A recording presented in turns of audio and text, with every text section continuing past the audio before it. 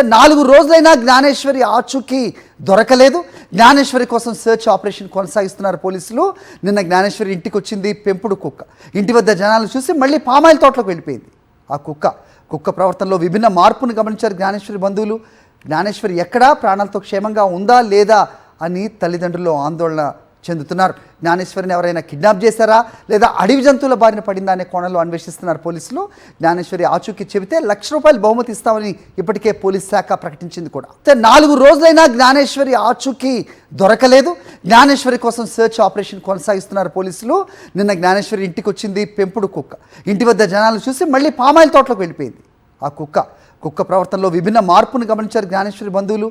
జ్ఞానేశ్వరి ఎక్కడా ప్రాణాలతో క్షేమంగా ఉందా లేదా అని తల్లిదండ్రులు ఆందోళన చెందుతున్నారు. జ్ఞానేశ్వరిని ఎవరైనా కిడ్నాప్ చేశారా లేదా అడవి జంతువుల బారిన పడిందా అనే కోణంలో అన్వేషిస్తున్నారు పోలీసులు.